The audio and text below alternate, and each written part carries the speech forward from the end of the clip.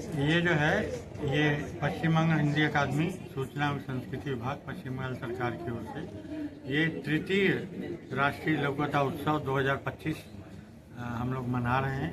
ये लघु कथाओं पर कोई कार्यक्रम नहीं होता था, इसलिए ये परिकल्पना करते हुए 2023 में इसने मूर्त रूप धारण किया और तब से ये तीसरा साल है हम इसे आयोजित कर रहे हैं।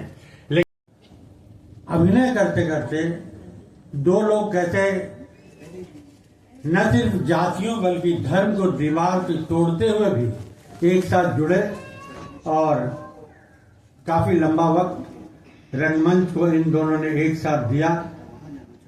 अजहर आलम और उमा झुनझुनवाला अपने मजबूत कंधों पर लेकर इस संस्था को आगे लेकर जाती रही। रजनी अपनी युवा बेटी के साथ गांव जा रही थी। दशहरा की छुट्टी हुई थी। उसकी बेटी की इच्छा थी कि इस बार वो दादी माँ के साथ रामलीला भी देखेगी। वे दोनों बस पर सवार होकर गांव के लिए चल पड़ी। रास्ते में किसी शरारती व्यक्ति ने रजनी को धक्का दे दिया। युवा अवस्था से गुजर रही शोभना तैश में आकर लड़ने को तैयार हो गई। अरे दिखाएंगे तो तुमको।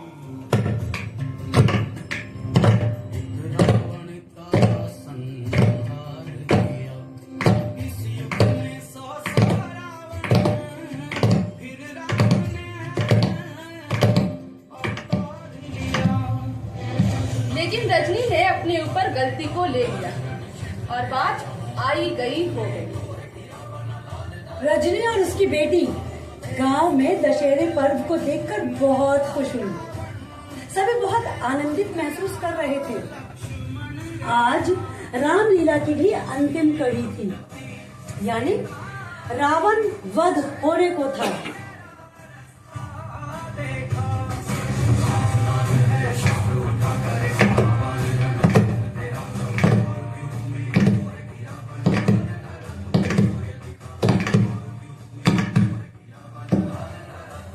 उस दिन रजनी की बेटी को किसी ने मौका पाकर चिकोटी काट ली।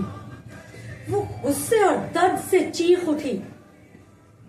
वो बदतमीज खीसे निपोड़ रहा था। तमतमा कर उसने अपनी दादी से सारी बात को कह दिया। रजनी ने फिर से अपनी बेटी को चुप्पी साधे रहने की सलाह दी। वह कुछ प्रतिकार करती, इसके पहले दादी उठी और पास में खड़े पुलिस वाले से जाकर कहने लगी, रावण तो चला गया है, लेकिन कुछ लोगों को आज भी छोड़ गया है। फिर क्या? फिर तो उस बदतमीज की हो गई जम कर खिंचाई। दादी ने पास आकर कहा, सीता माँ ने ज्यादती करने पर विरोध जताया, तभी तो रावण का अंत हुआ है।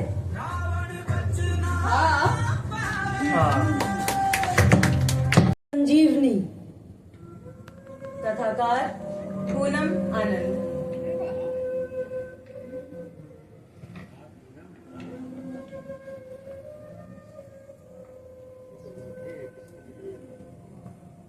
आज मेघना के घर बहुत भीड़ भाड़ थी। उसके ससुर का देहांत हो गया था। वे चाय नाश्ते के और कॉफी के बहुत शौकीन थे। समाज में उनकी एक अच्छी प्रतिष्ठा थी, लेकिन उम्र जब ढल जाती है तब प्रतिष्ठा को कायम रखना बहुत कठिन हो जाता है। और वही स्थिति उनकी भी हो गई थी।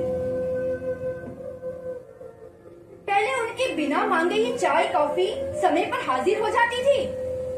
अब बहुत आवाज देने पर कोई जवाब नहीं मिलता। हाँ, जब तक झिड़की जरूर मिल जाती है। बिस्तर पर भी लेट कर चैन से नहीं रहने देते। उन्हें तो लगता है घर में सभी निकम्मे हैं। जब तब चाय कॉफी कौन देगा, यूं ही पड़े रहे। इस तरह से सभी भनभनाते रहते। उनकी मृत्यु के बाद पंडित जी ने कहा कि मरने वाले का आशीर्वाद प्राप्त करना है तो पसंद की चीजें इन 12वीं तक कर देना चाहिए। इससे आपकी संतान भी बुढ़ापे में सेवा का सुख आपको देगी और उनकी उन्नति भी होगी। और अब तो सुबह शाम दीपक जलते ही घर के सभी लोग चाय कॉफी के साथ हाजिर हो जाते। जीते जी सजीव को तड़पाने वाले स्वयं के लिए संजीवनी तलाश रहे थे। संजीवनी तलाश रहे थे। तीसरी कथा देशभक्ति। नहीं, कथाकार गोकुल सोनी।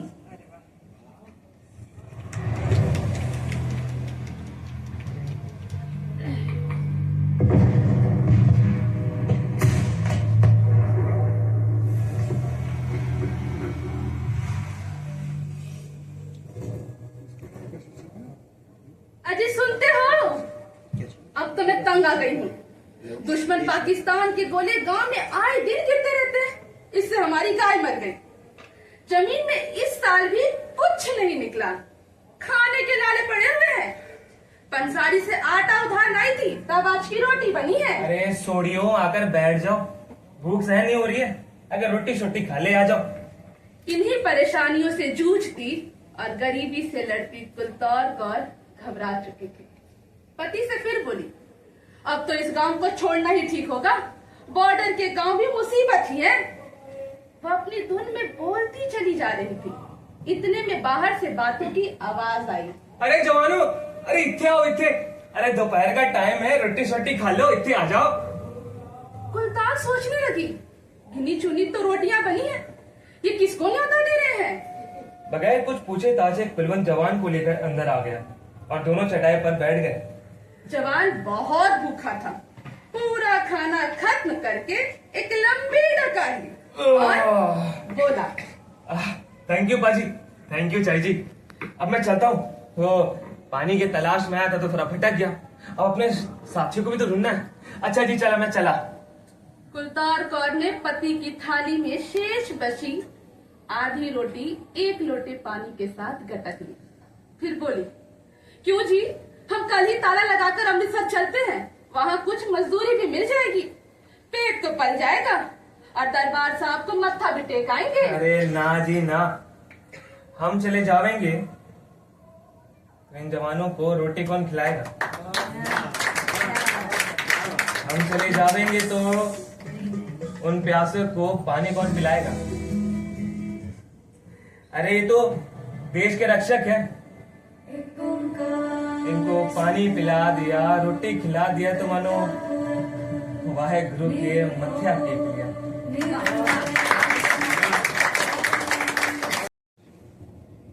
अगली कथा स्वयंवर। जब प्रज्ञा ने देखा कि फोन आने के बाद पिताजी तनाव में आ गए तो वो बोली, पापा जी बताइए ना कि किसका फोन था और ऐसी क्या बात हो रही थी जो आप इतने तनाव में आ गए? मैं आपकी बेस्ट फ्रेंड हूं ना पापा, प्लीज बोलिए। क्या बताऊं बेटा, जो लड़के वाले तुम्हें देखने आने वाले थे उनका फोन था। अच्छा, कह रहे थे कि लड़का बहुत व्यस्त रहता है, छुट्टी मिलने में दिक्कत आ रही है। और तो क्या हुआ? शादी के लिए 6 जगह से प्रस्ताव आए हैं। उन्होंने सभी को एक साथ हैदराबाद के होटल में बुलाया है, कहा कि लड़कियों को लेके आ जाइए और आप भी अपनी लड़की को वहीं ले आइए। What nonsense. वहीं सभी को लड़का एक साथ देख लेगा, बातचीत करके पसंद कर लेगा। लेकिन बेटा समस्या तो ये है, एकाएक रिजर्वेशन मिलना भी तो संभव नहीं है। बस इतनी सी बात, लाओ इसे तो मैं अभी सॉल्व करती हूँ। क्या कर रही हो तुम? 1 मिनट बताती हूँ। तेरा इरादा क्या है? हेलो, हाँ बच्ची बोलो। आदरणीय अंकल जी, मैं भोपाल से प्रज्ञा बोल रही हूँ। हाँ बेटी, पापा ने बताया कि आपने हैदराबाद के एक होटल में अन्य 5 लड़कियों के अलावा मुझे भी बुलाया है। अरे हाँ वो तो। इस पर मेरा निवेदन है कि यदि यह सभी का स्पॉट इंटरव्यू है तो मुझे नौकरी की आवश्यकता नहीं है। अरे नहीं नहीं, ऐसी बात नहीं है। यदि ये स्वयंवर है तो स्वयंवर तो आदिकाल से लड़कियां रचाती आई है ना। लड़के कब से स्वयंवर रचाने लग गए? अरे बेटी, ऐसी बात नहीं है। माफ पापा कीजिए, मैं इस स्वयंवर में नहीं आ पाऊंगी। मेरे पापा को लो, हो गया सॉल्व। अरे अब तो हंस दो। अरे हंसो हंसो हंसो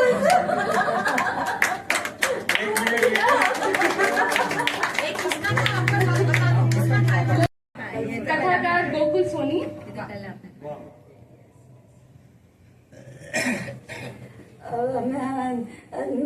नमस्ते नमस्ते साहब। नमस्ते। कल्लू खां की रिपोर्ट लिखाना है। वही कल्लू खां जो कसाई मोहल्ले में रहता है? जी साहब। देखो, मेरा थाना क्षेत्र सर्वाधिक शांतिपूर्ण थाना क्षेत्र कहलाता है, ठीक है? इस बात का पुरस्कार भी मिला है हमें। अब मेरे यहाँ सबसे कम रिपोर्ट्स आती हैं। जी अब छोटी मोटी बात पर कौन रिपोर्ट्स लिखा है? सर साहब जी, बात छोटी नहीं है। पहले तो उसने मुझे बाइक से टक्कर मारी, अच्छा। मैं रोड पर गिर गया, हम्म। मुझे काफी चोट आई। फिर मैंने जब उससे पूछा कि टक्कर क्यों मारी, तो उसने सबके सामने 2 चांटे भी मार दिए साहब जी। इसलिए इसलिए रिपोर्ट तो जरूर लिखवाऊंगा। अच्छा अच्छा, लिखता हूँ मैं, जरा समझ तो लूं। अच्छा, ये कौन सा कल्लू खां? अरे वही कल्लू खां क्या जो जिसके ऊपर 4 मर्डर केस चल रहा है? जी साहब जी। जो दुकान से घर जाते समय कई लोगों का खून भी कर दिया है। जी वही ना जो जरा से किसी बुराई होने पर हत्या हत्या कर देता है। जी जी जी जी साहब। ठीक है, अच्छा अच्छा, समझ गया। वो तो बहुत बदमाश है, साला पुलिस के हत्थे भी नहीं आता है। अरे फिर वही तो, कोई गवाही भी नहीं देता है। अब कुछ ही दिनों पहले हफ्ता वसूली करते समय उसके एक दुकानदार से बहस हो गई। बस अगले ही दिन उसकी स्कूल जाती इस मासूम बच्ची का अपहरण कर लिया था। अब खैर छोड़ो। हाँ बोलो, क्या रिपोर्ट लिखना है? पेन दे। नहीं साहब जी, मुझे रिपोर्ट नहीं लिखानी साहब जी। अरे बोलो रिपोर्ट समय से लिखवाइए। नहीं ना। माफ कीजिए साहब जी, मुझे रिपोर्ट नहीं लिखवानी साहब जी। अरे मैं बाबा। चलता हूँ। नमस्ते साहब जी। अरे सुनिए तो, अरे अरे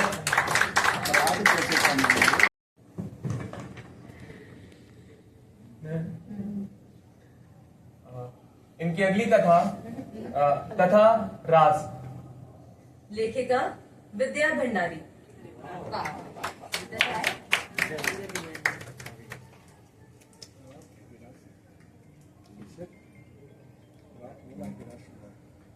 क्या शीर्षक क्या बताया? राज। राज। राज।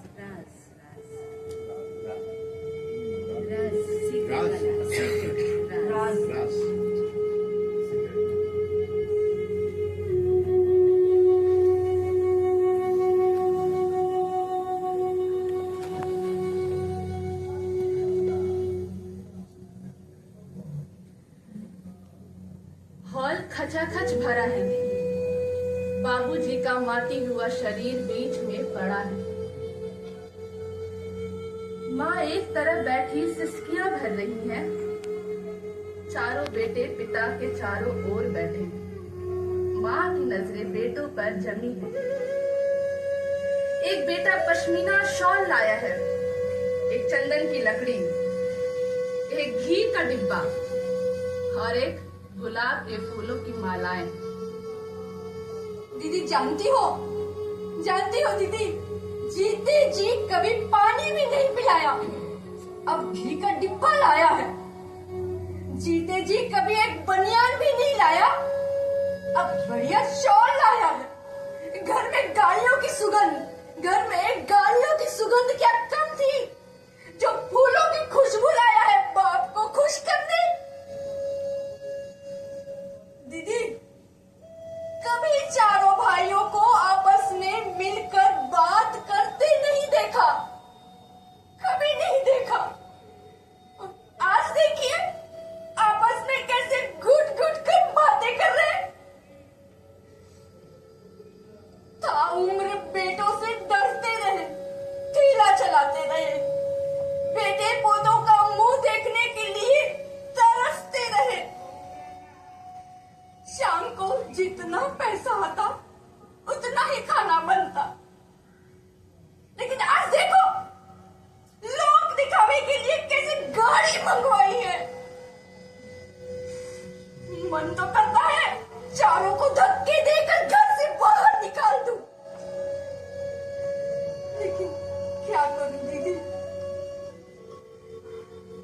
की बात घर में ही रहे तो अच्छा है। Super acting.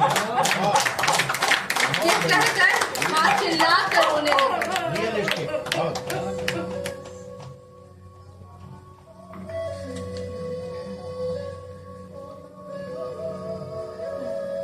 अगली कथा। ओफो माँ, इतना काम क्यों कर रही हो? तबीयत खराब हो जाएगी। क्या करूं बेटा, क्या करूं बोलो। महीनों से, कई महीनों से घर की सफाई नहीं हुई है। बहू को तो समय ही नहीं मिलता है, काम पर जाती है ना। अच्छा ठीक है बाबा, चलो मैं किसको बुला लेता हूँ सफाई करने के लिए। फोन किया, आदमी आया, रसोई चकाचक हो गई। वाह बेटा वाह, तुमने तो पूरा एकदम चकाचक करवा दिया। तुमने तो मेरी बहुत बड़ी हेल्प कर दी बेटा। शाम में बहू ऑफिस से लौटी। अरे मम्मी जी, किचन तो चमक रहा है कितना। आपने बड़ी मेहनत की है लगता है। अच्छा किया, वैसे भी घर पे बैठी ही रहती हो, इसी बहाने दीपावली की सफाई ही कर दी तुमने।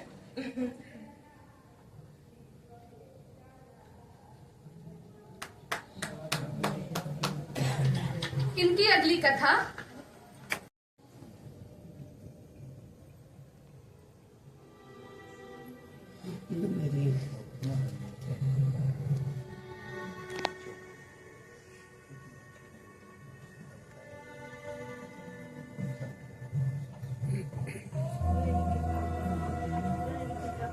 धूप गरमा रही है, लू के थपेड़े बड़ी चुभन दे रहे थे।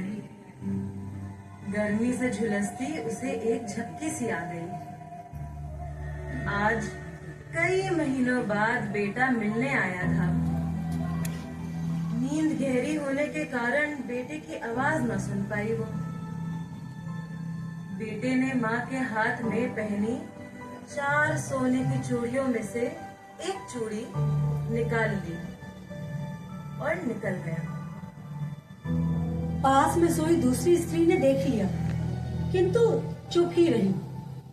नींद खुलने पर कहा, तुम्हारा बेटा आया था। अरे मुझे उठाया क्यों नहीं? तुम बहुत गहरी नींद में थी।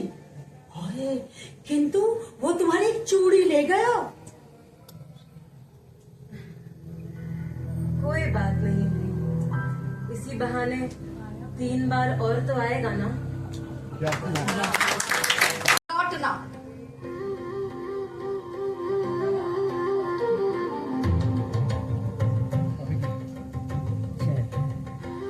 चार वर्ष पढ़कर लौटा था वह विदेश से। घर में जश्न, पकवान, सजावट आदि खुशियों का माहौल। इन सब के बीच खोज रहा था वह उसे, जिसकी प्रतीक्षा 4 वर्षों से कर रहा था। जीवन पल भर में बदल जाता है कि पहचानना भी मुश्किल हो जाता है। मीठे रिश्तों का स्वाद मुंह में आने लगा। स्मृतियों में घिर गया वो दौड़ना, वो हंसना, वो गले लगाना और वो मीठी खुशबू जिसे वो सीने से लगा कर गया था, जिसके साथ 4 वर्ष कितनी सहजता से चुटकी में बीत गए। इधर उधर उसने मीठी यादों में डूबा वो छत पर चला गया। प्रतीक्षा के क्षण बीते। छम छम पायल के रुझुन के साथ वह आई। राहुल पहचान नहीं पाया। वह सजी थी दुल्हन की तरह। शर्माती हुई बोली, अब हमारी शादी होने वाली है ना? 4 वर्षों से प्रतीक्षा कर रही हूँ। ये तुमने क्या उलिया बना रखा है? ये इतनी सारी चूड़ियां, ये गहने और ये फूलों के गजरे, क्या है सब? तुम तो पहले से नहीं थी। अब मैं बड़ी हो गई हूँ ना, हमारा विवाह होने वाला है ना। वो शर्मा रहे थे और राहुल ने अपनी माँ से कहा, माँ मैं नीलम से शादी नहीं कर सकता, मुझे वही चुलबुली पसंद थी, ये नीलम मुझे सूट नहीं करेगी।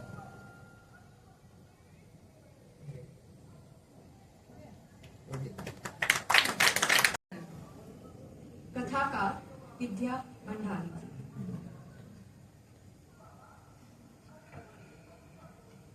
कई दिनों से मन में उलझन उलझ रही थी। रिश्तों को संभालना मुश्किल लग रहा था। प्रतिदिन की नोक झोंक सुरसा की तरह बढ़ रही थी। एक दूसरे को उल्हाना देना, ताने देना, दोषी ठहराने में रिश्तों की डोर कमजोर होती जा रही थी। ना चाहते हुए भी रिश्तों को तोड़ने की तैयारी चल रही थी। वैसे रिश्ते की पकड़ में कुछ बचा नहीं था। तलाक के पेपर तैयार हो रहे थे। माँ बाप मित्रों के समझाने का भी कोई प्रभाव नहीं था। बच्चे भी इधर उधर झांकते भाषा की कड़वाहट को समझने लगे थे। देखो, अकेले जीवन गुजारना बड़ा कठिन है। पहाड़ सा जीवन खड़ा है सामने, समझौता कर लो। किंतु अब बात काफी आगे बढ़ चुकी है। सोचते सोचते दिमाग में सूनापन भर गया है। अचानक उसे बंद शटर पर कुछ सुगबुगाहट सुनाई दी। उसने स्टूल पर चढ़कर देखा कि चिड़िया के मुंह में तिनका है और आधे बने हुए घोंसले को पूरा करने के लिए बड़ी निष्ठा से कोशिश हो रही है। चिड़िया और चिड़ा दोनों बड़े प्रेम से व्यस्त थे घर बनाने में। बस और क्या था। कोमल का कोमल मन थम सा गया। मन सोचने को मजबूर हो गया। मैं भी अपना घर को मजबूत बनाऊंगी, मजबूत रिश्तों से। छायाचित्र कथाकार रावल पुष्प। नगर के रविंद्र सदन में एक छायाचित्र प्रदर्शनी चल रही थी। उस प्रदर्शनी में कई छायाकारों के चित्र प्रदर्शित थे। दर्शकों की अच्छी खासी भीड़ भी थी। प्रदर्शित चित्रों पर दर्शकों की राय भी एक पुस्तिका में ली जा रही थी। इसके साथ ही श्रेष्ठ चित्रों के निर्णय के लिए 3 सदस्यों की निर्णायक मंडली भी निर्धारित थी। इसके अलावा ये घोषणा थी कि चुनिंदा चित्रों की नीलामी भी होगी। 3 दिनों तक चली इस प्रदर्शनी का अब आखिरी दिन था। आखिरकार निर्णय की घड़ी आ गई। जंगल में बाघ के नदी पार करते चित्र को जहां तृतीय स्थान मिला, वहीं एक ऐतिहासिक इमारत के कंगूरे पर बैठे एक पक्षी वाले चित्र को द्वितीय पुरस्कार मिला। सर्वश्रेष्ठ पुरस्कार जिस चित्र को चुना गया वो था विश्राम करते हुए एक भिखारी का, जो सड़क के कोने में अपनी गठरी पर सिर रखकर सो रहा था और उसके सामने कटोरे में कुछ सिक्के थे। बारी थी। इस बीच कुछ लोग प्रदर्शनी से निकलकर जा रहे थे। तभी किसी ने सड़क पर उसी भिखारी को देखा तो उसे बताया, ओरे बाबा, तुम्हारा चित्र को रविंद्र सदन में प्रदर्शनी के लिए रखा गया है और अब उसका नीलामी भी होने वाला है। उस भिखारी को बड़ी उत्सुकता हुई और वो वहां से उठकर सीधे रविंद्र सदन पहुंच गया। वो उस प्रदर्शनी वाले वातानुकूलित हॉल के बाहर के अंदर बड़ी बेसब्री से जाने लगा तो वहां खड़े गार्ड ने उसे वहीं रोक दिया। रुको। बाबूजी, वहाँ हमारा ही फोटो लगा है बाबूजी। वो साहब बोल रहे हम ही है बाबूजी। बाबूजी जाने दीजिए ना बाबूजी, जाने दीजिए ना बाबूजी। चलो बाहर जाओ, चलो निकलो यहाँ से। सर्वश्रेष्ठ सर्वश्रेष्ठ घोषित चित्र की बोली 2,50,000 तक लगी। नीलामी में हासिल करने वाला सज्जन उस चित्र को लेकर हॉल से बाहर निकला और बड़े गर्व से वहां खड़ी अपनी लंबी गाड़ी में उसे रखा और वहां से चला गया। और वो भिखारी दूर से अपने चित्र को ले जाते बिटर बिटर देख रहा था।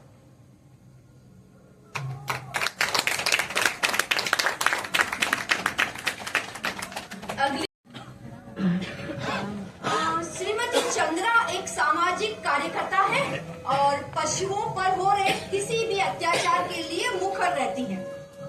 वे एक पशु प्रेमी संस्था की अध्यक्ष भी हैं और कई जगह पशु प्रेम पर वक्तव्य भी देती रहती हैं। उन्होंने अपनी फ्लैट में एक बड़ा सा विदेशी नस्ल का कुत्ता पाल रखा है और उसके लिए मांस, कई तरह के साबुन, शैम्पू तथा और भी कई उम्दा किस्म की वस्तुएं खरीद कर लाती हैं। वे मंचों से बड़े फक्र के साथ कहती हैं, मैं अपने टॉमी को अपने हाथों से नहलाती और खिलाती हूँ। मिस्टर चंद्रा एक कंपनी में काम करते थे और अभी हाल ही में रिटायर हुए हैं। वो जरा अल्पभाषी हैं। उस दिन रात के करीब 9 बजे मैं किसी काम से बाहर निकला तो देखा सामने के फ्लैट से वो भी बाहर निकल रहे हैं। हम दोनों साथ साथ हो लिए। मैंने चलते चलते रास्ते में उनसे पूछ लिया, आप इस समय कहाँ जा रहे हैं? वो पास में जो होटल है वहाँ खाना खाने जा रहा हूँ। अरे क्यों, क्या बात है भाई, भाभी जी यहाँ नहीं है क्या? वो तो यही हैं। तो फिर? वैसे मैं पिछले 3-4 साल से बाहर ही खाना खाता हूँ। सुबह की चाय भी खुद ही बनाकर पी लेता हूँ। अरे ये क्या बात हुई भला? मैडम तो एनिमल लवर हैं, पशु प्रेमी। पूर्ण समर्पण, रावेल पुष्पजी।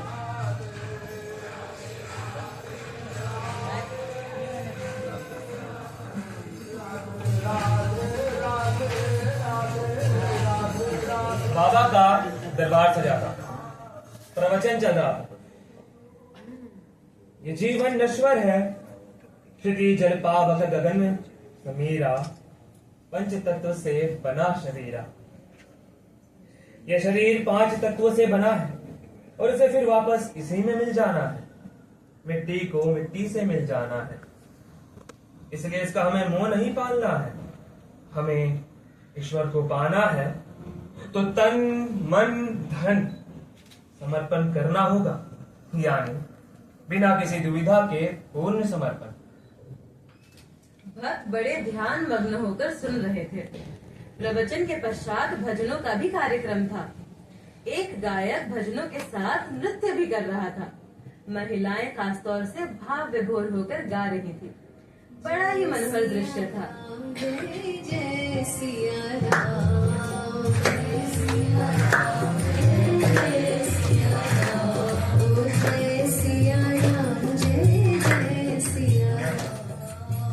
उसके पश्चात माइक से बाबा के एक शिष्य ने घोषणा की कि अगर किसी की कोई समस्या हो तो वे बाबा से मिल सकते हैं।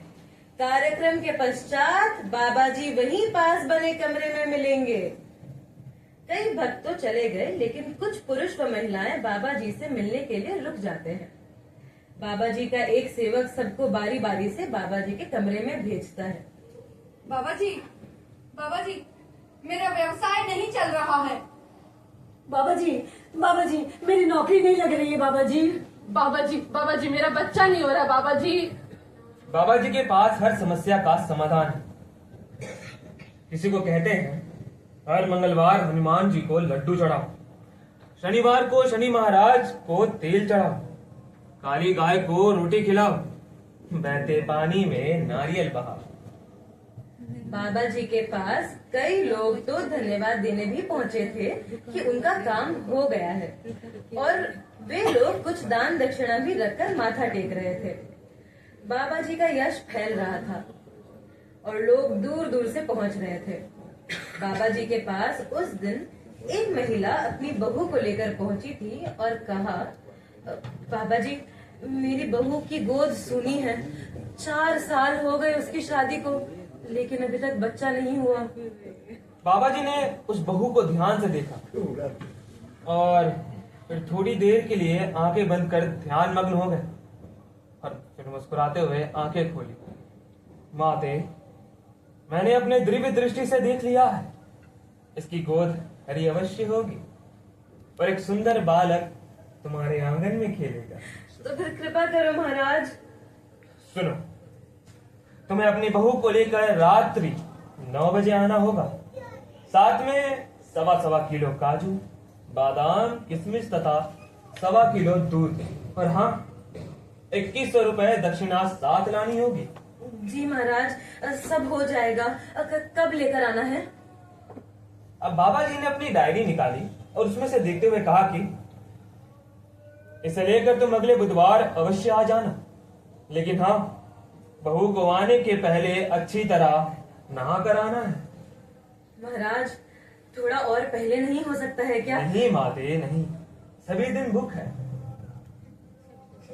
खैर, नियत दिन सासू माँ सारी सामग्री और अपनी बहू को साथ लेकर बाबा जी के पास पहुंच गई।